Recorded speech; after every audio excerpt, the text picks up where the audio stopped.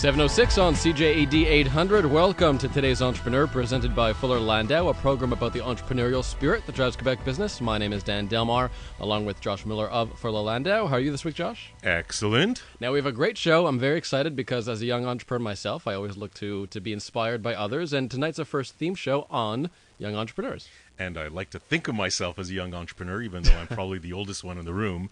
But absolutely, tonight's show is going to be rather different than the others. There's going to be similar themes and similar questions, but the reality is we have two guys in the studio, and three including yourself, Dan, that have created experiences for themselves that have gone into their own business as owners, below 30, and we're going to kind of hear how they've gone through there, how they started up, what they're learning, what they would have done a little differently had they had the knowledge today back a few years.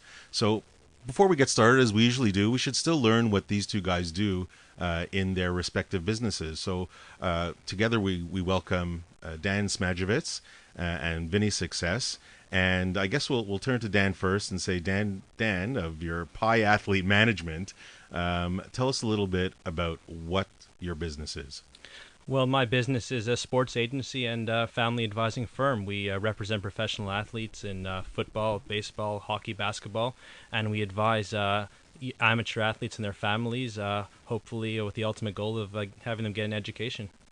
Excellent. And Vinny, Success Clothing. Tell us a little bit about what that does.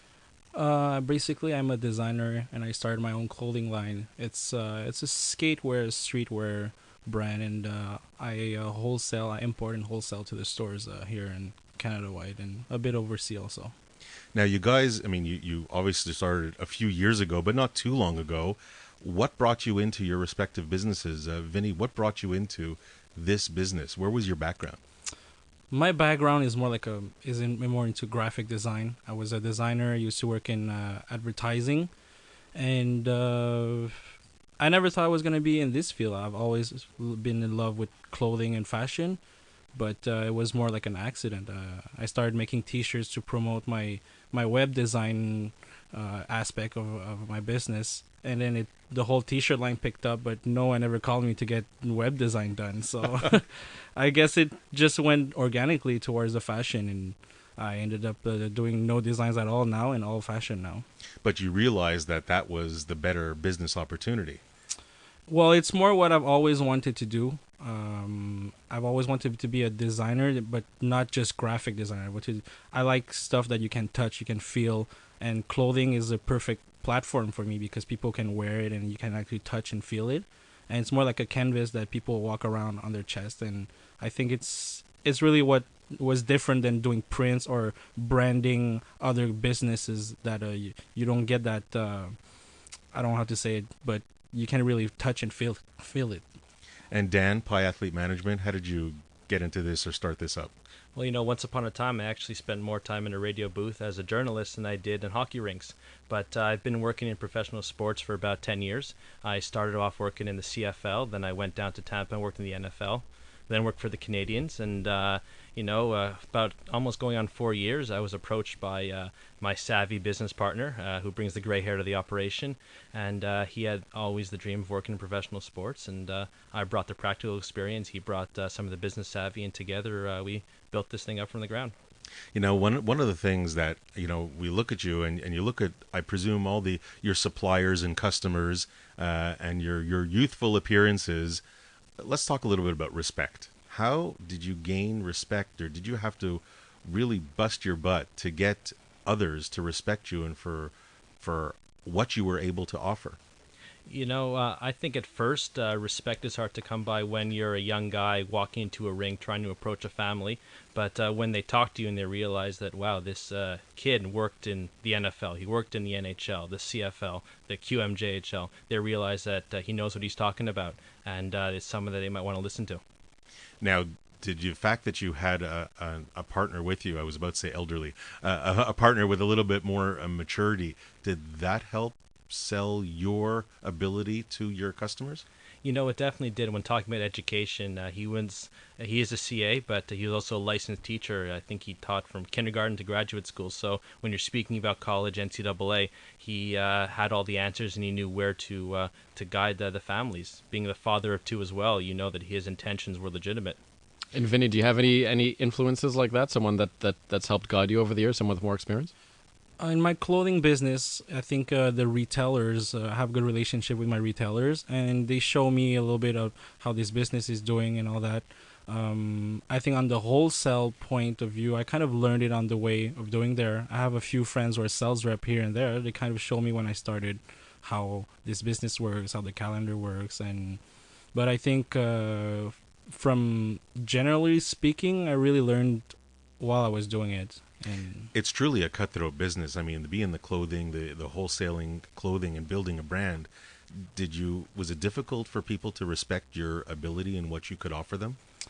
I think at first, while I was working for other people, I didn't feel respected. I would get very low wage. They would make me work overtime, make me wash the refrigerator, take out the trashes and all that. And at one point, I remember, I'm like, I don't want to do this anymore. I want to be on my own. Then I got out of this circle. It's a little bit harder when you first start to get respected, especially of what I look. I am. It's radio. It's okay. Yeah, people don't see me, but I am the sneaker wearing baggy jeans guy and the toque and hats wearing guy. But in this business, I think over 7 years, I proved that I did what a lot of people wish they could do, and I've set the place where it's pretty solid right now. So the people in the industry, they respect what I've built. But when you don't know me, and then sometimes I go to the bank and they don't even know that it's my bank account, and they ask me for IDs, I was going to ask you, did you have an experience where you walked into a bank for financing and they look at you and kind of not sure what they should do? It happens to me every day, because of what I look. I wear what I sell. I sell stuff to the kids, to the skateboard and snowboard industry. So it's sometimes hard to get taken seriously by other people. And happens to me on an everyday basis, whether I go to buy a car or to go to the bank or whatever. But this is the type of stuff that motivates me to outperform myself and then just prove all these people that success is the best revenge. And it happened to me every day just this week. I went to buy a car, the dealer didn't take me seriously. I left and went to buy a car at the dealer next door, So this is the stuff that really pushes me forward. Did you go back to the other dealer and say, ha? No, but I'll probably go back and then show them my new car. Dan, same question to you. Do you find that at times you have been taken seriously, particularly in your business? Very competitive. You have international conglomerates that are in the same business as you are. How do you sort of wedge yourself in there? Well, I think as Josh mentioned with the word cutthroat, it's an agency is something that everybody wants to get into it, and every athlete wants to be represented, but they want to be represented by the best. And they all think that there's a Jerry Maguire out there that'll represent them, and we're trying to forge our own way into this by relationships, and we've lost some clients to some really big firms out there. We've also stolen some clients from some big firms just because personal relationships. They've heard about us from friends and from teammates, and they like what we do, they like how we work. And I respect a lot of agents out there because there are a lot of really good guys, but there are also a lot of guys out there that will go in the back door and do some shady things. And Dan, there's so much that can be learned by you guys in under 30 and your perseverance. I mean, there's many areas that we're going to cover. We've covered a little bit of respect. We're going to look at who you guys look up to as far as mentors go, a little bit how you kind of operate your business with pricing. And I think there's so much can be learned by the initiative and intuitiveness of you, even with maybe a few less years of experience and a few less years of gray hair. I'm looking forward to continuing that conversation in a moment. 7:20 on CJAD 800, inspiring stories from outstanding business people. Dan Delmar and Fuller Landau's Josh Miller with you on today's Entrepreneur. And for our Entrepreneurs Under 30 special, Dan Smajovits is with us of Pi Athlete Management and Vinny Success of Success Clothing. And Josh, shall we get into outside mentors? Let's put it that way. I would think advisors. I mean, when you're coming out of school, you're so young. I mean, people have advisors and mentors throughout their entire experience, but I would look to the two of them and say, at your, at the youthful age, there's probably a good one or two people that you really rely on to bounce ideas or kind of, just say, am I going in the right direction? And I don't know, Vinny, perhaps you can start.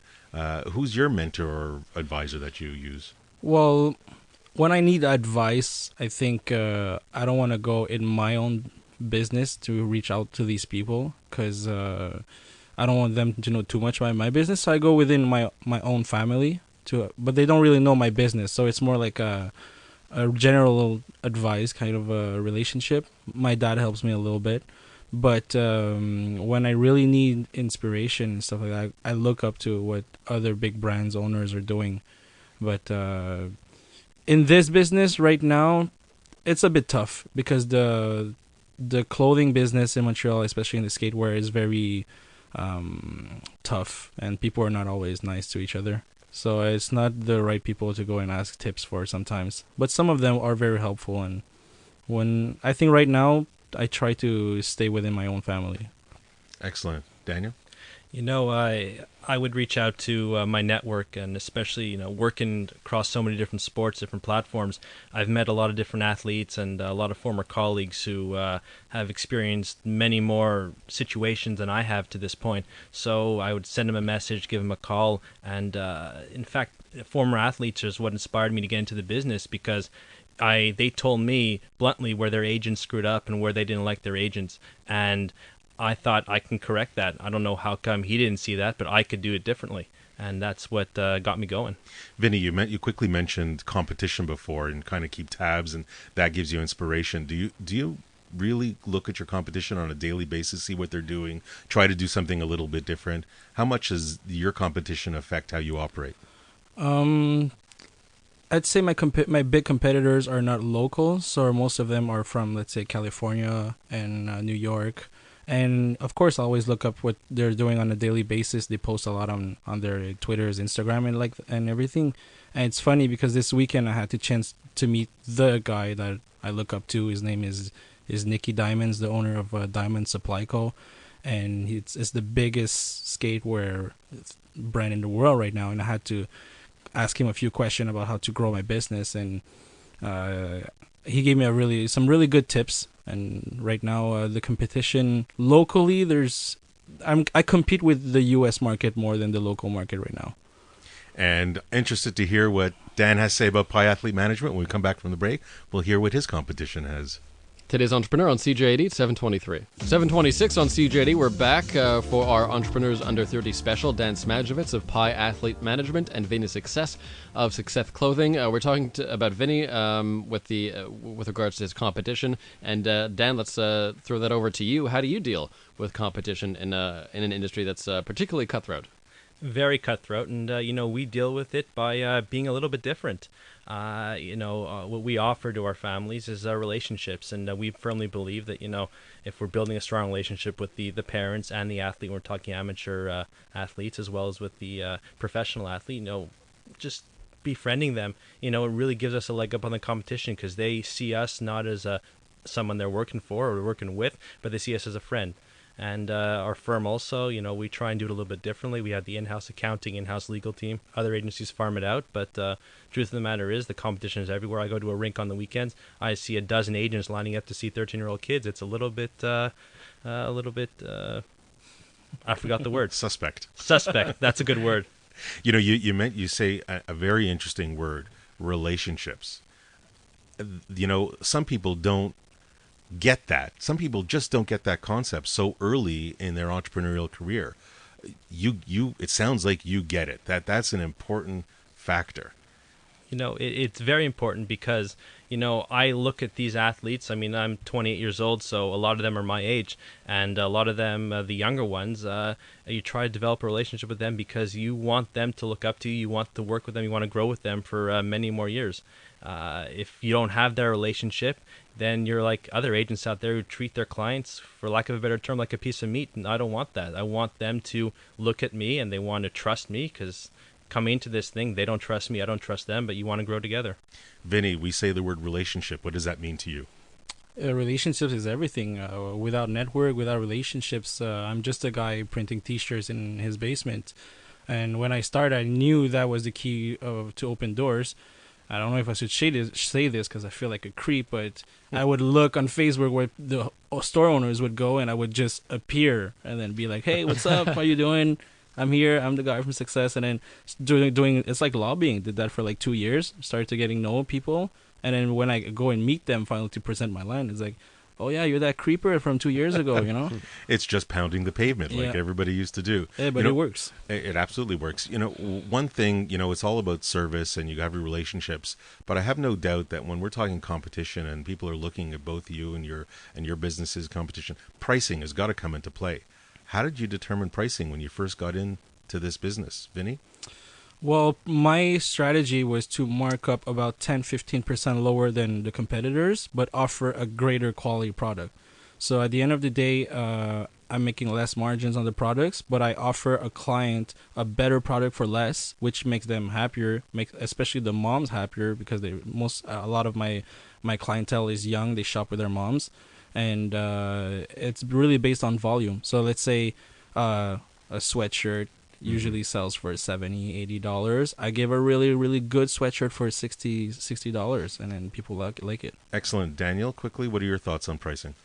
Pricing in the industry, some agents charge a flat fee for certain services, some a commission, and it's pretty much standard throughout. So we really couldn't be too high or too low, but we didn't want to devalue our brand by, charging 50% less because, we're offering, we feel, and we know is a superior service because we're working harder for them. Excellent. And when we come back after the breakdown, 2 young guys in Montreal. Why Montreal? Why do they stay here? Great question, Josh. It's 7:36. Welcome back to today's Entrepreneur, presented by Fuller Landau, a program about the entrepreneurial spirit that drives Quebec business. My name is Dan Delmar, along with Fuller Landau's Josh Miller, and it's a special tonight, Entrepreneurs Under 30, and with us in studio, Dan Smajovits of Pi Athlete Management and Vinny Success of Success Clothing. And I can hear all the entrepreneurs out there and all the parents of young entrepreneurs saying, well, guys, is schooling important? Nobody's going to run out of school just to go start their own business. Maybe yes, maybe no. But I'll turn to you guys, maybe Daniel first, and say, how important was schooling for you and your choice of business? I think schooling is vitally important. That's why I preach it to a lot of, or the majority of the athletes, because, you want to present yourself in the proper manner, and you learn how to do that by education, by educating yourself. And I'm a journalist by trade. I have a journalism degree, so you don't have to be a lawyer or an accountant to become an agent, but you do have to know how to comport yourself properly and how to act in a professional manner, and I learned that in school. You got to know how to talk. Exactly. So that people listen and people trust you. Yeah, like I hope you'll listen now. Exactly. Vinny, how about you? Was school important for what you're doing today? I think the school was very important. I studied graphic design in Hansik College, which taught me the power of branding, the power of a logo. And then I went to did communication at UCAM after, which taught me how to really spread my message properly. I'm working fashion today in business. I didn't go to fashion and business school, but these schools kind of turned my way around, and I ended up here. And I don't think I would be here without that schooling. Speaking of here, and you mentioned this earlier, Josh, this is the only political-ish question of the night, but why stay in Montreal? Because so many young entrepreneurs, either go to Toronto or go elsewhere for lack of opportunity. Why did you guys decide to stay here? Dan? Well, simple reason. The love of my life, Lauren, lives in Montreal, so I had to stay here. All right, good reason. But more seriously, you don't find many hockey players in Florida, although I'd love to be by the beach. We live in Montreal. Hockey is the bread and butter around here, so if I want to start a successful business, I got to do it where the players are and where the athletes are. And Vinny? I think as I understand the Quebec market very well, I understand what people are looking for. We have a very particular scene because of skateboard and snowboard, and especially because of the rent here is much lower than in the U.S., so people can afford much bigger stores, which for me gives me much bigger sections also. So the stores that I sell to now, compared to some boutiques in the U.S., are like Walmarts compared to these stores. So it's very hard outside of Quebec to have these kinds of surfaces also. Now, starting a business is a lot of people that, entrepreneurs that have to figure out how to manage their cash flow. They're starting up, they're trying to make ends meet. They may or may not take a salary at the beginning. Was cash flow, or learning to manage your cash flow, an important aspect when you started your business, Daniel? Yeah, I would say it definitely was. When we first sat down to map out our first year, we thought, well, great, we have a professional athlete playing in Italy. Let's go visit him twice during the season. But we realized that just wasn't worth it for us, or we couldn't afford to fly out there twice. So you have to manage your expectations, realize what you have to do, and invest your money, put your money in the proper places to grow your business long term. Vinny? Yeah, it was very difficult. I've been in business for 7 years. I think the first 2 years I made no money, so I had to work elsewhere and to put that cash flow back inside the company. And then the two next years was starting to break even and stuff, and I would be just stupid with my cash and get a big paycheck and go buy a TV. And then after that, I started getting mature and then started working better with my cash and reinvested smartly in the company. Did you guys ever hit a point where you said, maybe it's not worth it? Maybe I should find something else to do? Maybe you didn't. I don't know. Vinny? I did. There was a point after between my third and fourth year, I couldn't handle it more. Wasn't making any money. I was branding other people's project to feed mine that doesn't make money. I applied to 2 jobs. Maybe I should not name them, but I applied at Nike to be a sales rep, and I applied at New Ad, and I got refused for both because they thought I was asking for too much. And I'm like, it's not even that much. And I realized, okay, I'm not meant to be working for other people if you don't even want to offer me this salary. And then I just kept going, and then today is like it was the best decision I've ever made. Daniel, ever hit a point where you thought maybe you got to do something else, or at least not on your own? There are a lot of ups and downs in the industry. A lot of athletes will leave you, they'll fire you, and they'll hire you the next day. But there were some times that I did doubt myself. But in the end, when you tell an athlete, oh, we just got you a job overseas, or we got you into the school you really wanted to go to, that makes it all worth it. So, it's worth it for those ups. And as you think back over the last few years since you started, with the knowledge you have today, which is certainly more than the beginning, is there any major lesson or something you would have done totally differently thinking back?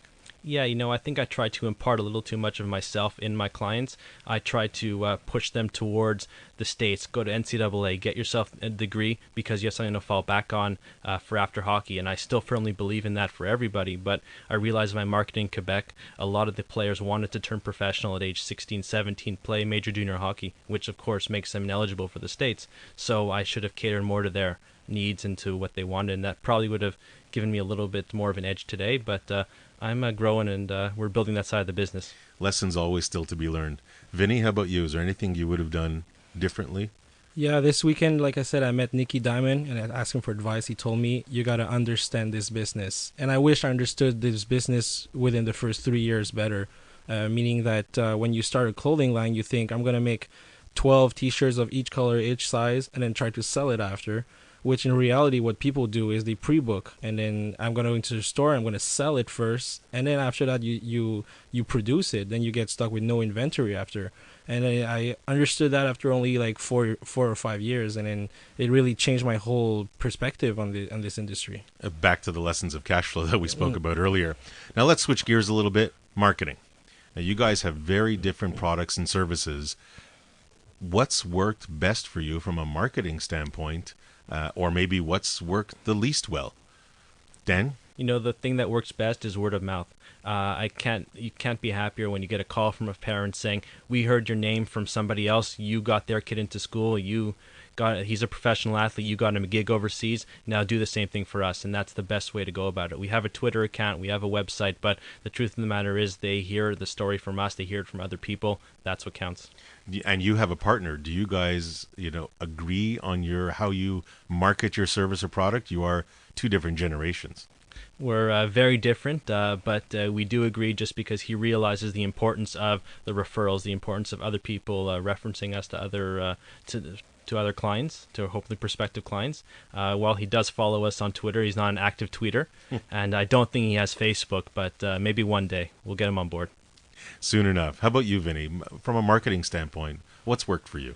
Well, my clientele are a bit younger. They're really into social media, so I really use social media to my best advantage.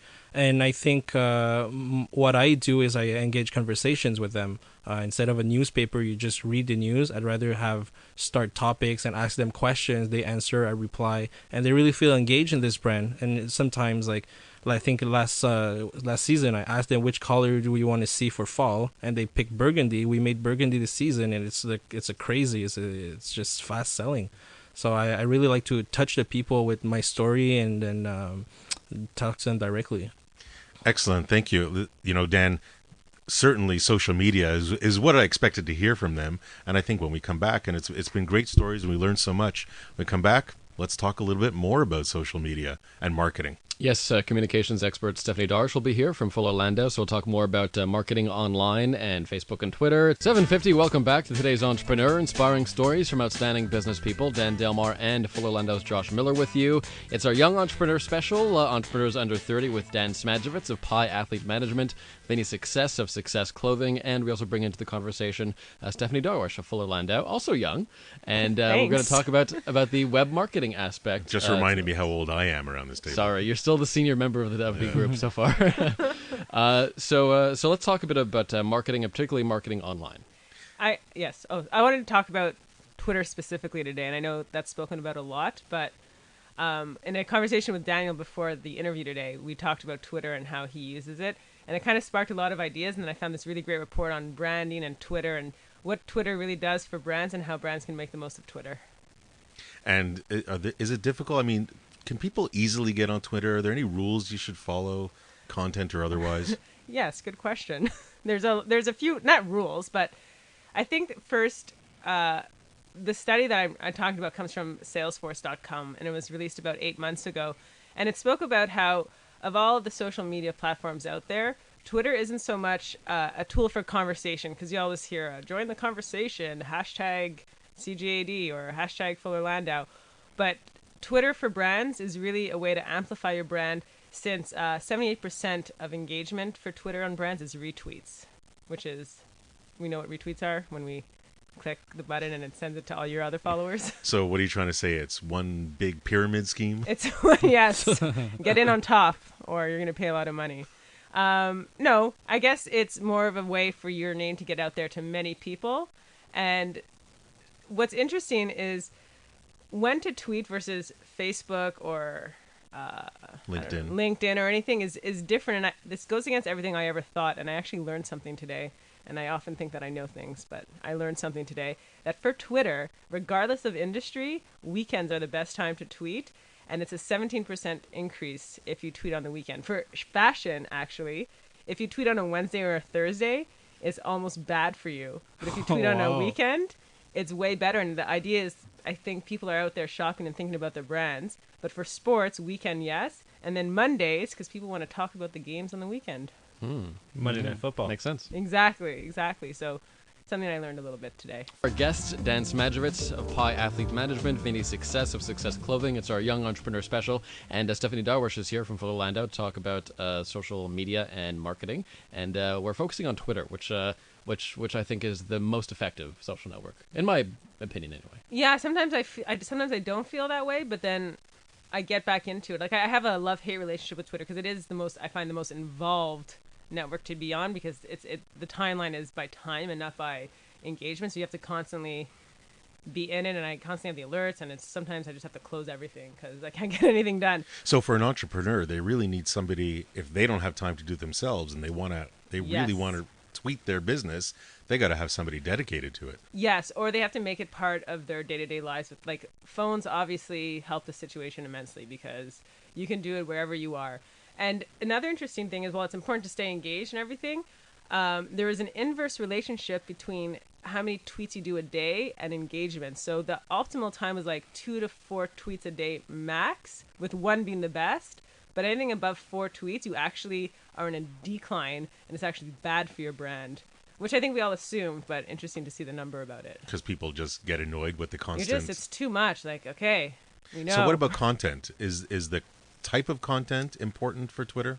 Apparently so, like anything. A tweet with a link in it or with an image link in it always has higher engagements.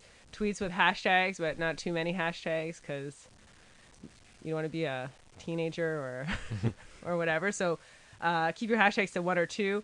And then you can actually ask for retweets, and apparently only 1% of brands do that. But if you ask for the retweet and actually spell out RETWEET, then people do it, and it helps your brand. Vinny, does it take up a lot of time when you're tweeting or Facebooking? Do you find that that's eating up time that you would otherwise spend elsewhere?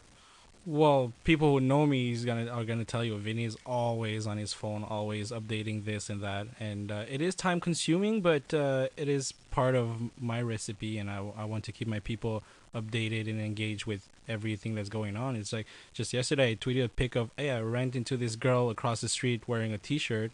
And well, of course, she was hot, and then I don't know, but the engagement went super viral because of it was random. She was good looking, and the shirt was there. So it's just part of what I do on an everyday basis. So keeping that in mind, and as we come down to the last minute or so of the show, kind of look to you guys to in your youthful experience, but very important experience. What one piece of advice would you give to today's entrepreneur, Daniel?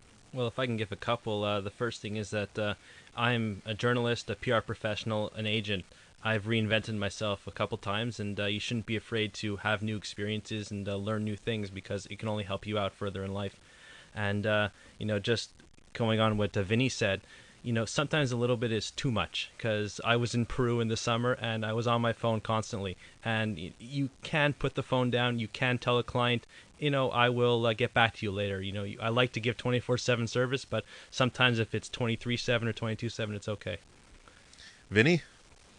My advice would be, I think network is everything. What made my dream possible is because I met a lot of people who could help me go forward. I met a lot of store owners. I met a lot of brands, and I think network is more than half of my business because otherwise, like I said, I would be just the guy printing shirts in his basement and then selling to no one. So I think networking, and being a stalker and try to meet people where they go out. Not too creepy, but still a good method to do it. A targeted entrepreneurial stalker. It's very different. Dan, the quick takeaway I get from this and just listening to the two guys is they're just genuine. And be true to yourself. It's kind of a little corny, but they are exactly who they are. They're not fake. They don't pretend to be somebody else with other people. They just believe what they do. They're genuine, and that's what comes off well. And that's where I think the trust factor develops between all the people that are around them. Like many entrepreneurs, I feel like they envisioned their best case scenario and just went after it. Yep. And so congrats to you guys, Dan Smajovits of Pi Athlete Management and Vinny Success of Success Clothing. Thanks very much, guys. Stephanie Darwish, thank you. Thank you. And Josh, we're back in 2 weeks' time